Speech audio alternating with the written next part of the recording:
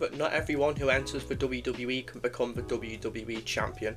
As of the time of writing this video, only 55 men in WWE history have won the grandest prize of them all, which when you consider the sheer amount of talent that has entered the company, you really start to realise just how exclusive the WWE Champion Club is. So today I wanted to present to you three names, three men who in my humblest of humble opinions should have been clear favourites to win the big one, but for some reason or another, never did. Let's get into the list.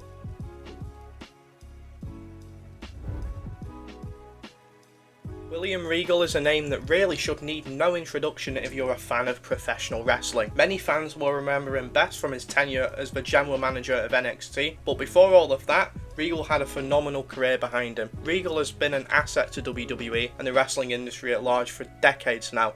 Making his WWF debut in 1998 under the name Steven Regal, he set himself apart as a man of many talents. In terms of his in-ring ability, Regal is debatably one of the best technicians of all time. His traditional English catch-style wrestling distinguished him as a great in-ring worker. And in terms of character, he was also fantastic. Regal had phenomenal range. He could portray an arrogant, smug royal, or he could portray a comic relief character. Regal's lasting legacy character-wise is just how excellent at comedy he was. Regal was one of the funniest heels to ever do it. His facial expressions were second to none. WWE oftentimes doesn't hit the mark when it comes to slapstick comedy, so for Regal to be able to pull it off so effortlessly is a real testament to his skill as a performer.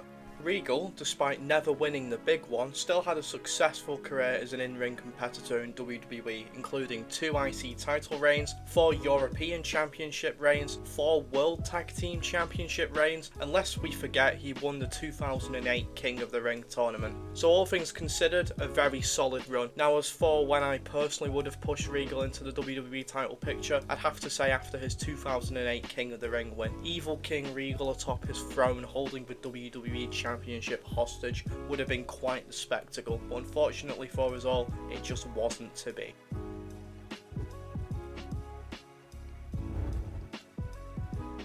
The name Mr. Perfect wasn't an over-exaggeration. Curt Hennig really was that damn good. You know when the likes of Bret Hart calls you one of the best he's ever worked with? You've got some serious talent. But unfortunately, despite having all the talent in the world, Hennig was never given a top spot in his time in the company. Sure, he had 2 solid runs with the IC title under his belt, his second run being the real standout, but a guy like Hennig was surely destined for greater things. As far as I'm concerned, it's an absolute crime that he never won the big one ever since he debuted in the WWF in 1988. It was clear to anyone with a working pair of eyes and half a brain that Mr. Perfect was the guy to build the company around, but due to the classically awful combination of bad booking and injuries, Mr. Perfect didn't get the rocket strapped to him like he deserved to. Now injuries are one thing, they happen, they suck, but it's a part of the business. Poor booking, however, is not something that I'm as willing to overlook. Why on earth did Mr. Perfect not win the 1993 Royal Rumble to main event against Bret Hart at WrestleMania 9? Oh yeah, that's right, Hulk Hogan. That's why. Instead of getting to see the Perfect Man versus the Hitman on the grandest stage of them all, we got Bret versus Yokozuna, immediately followed by Hogan cashing in his Twat in the Bank contract and beating Yokozuna for the WWF Championship in one of the most critically panned WrestleMania moments of all time. It all could have been better, so much better if they'd just pulled the trigger on Mr. Perfect, and with Hennig's tragic death in 2003, it's even easier to be bitter that Vince never gave him the world title run he so desperately deserved. Gold that slipped right through Vince McMahon's stupid fingertips, or because of his obsession with Hogan, a man who would leave for WCW 1 short year later. Tragic.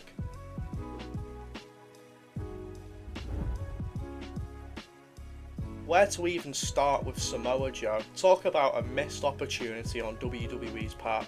It is almost unbelievable that they had a talent as unique and as world-class as Samoa Joe on their roster and they never put the grand prize on him. There is nothing Samoa Joe cannot do. In the ring, he's a terrifying bulldozer of a man who has an aura of someone who could, if he wanted to, legitimately snap you in half like a branch. On the mic, he was a poet. He could go one-on-one with the best of them in a promo battle. His promos against AJ Styles are genuinely some of the best promos of the PG era. Samoa Joe was the complete package in WWE. Which begs the question, why wasn't he ever WWE champion?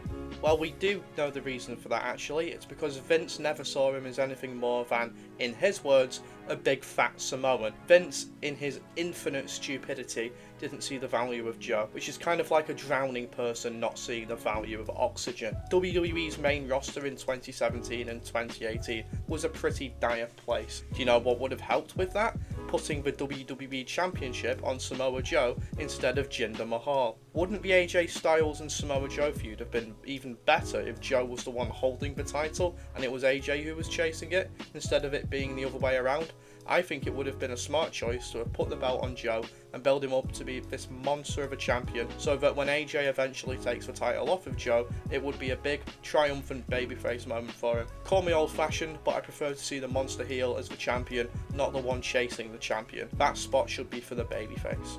In a better world, where Triple H takes over WWE years before he did in our cursed timeline, I believe Samoa Joe would have been a multiple-time WWE champion by now. It really was just the out-of-touch views of a morally bankrupt, backwards old man that prevented us from seeing Samoa Joe win the WWE Championship. Joe is a legend, and as unlikely as it is that he returns to WWE, as he seems pretty happy in AEW, a company that did have the common sense to put their world title on him. If he ever came back to WWE, I'd love nothing more than for him to get a run with the WWE Championship. The guy deserves it. So, what did you guys think? Do you think these three guys I mentioned should have won the WWE Championship? Or do you disagree? Whatever your opinion is, let me know in the comment section down below. I'd love to see what you guys think. That's all from me today. Take care.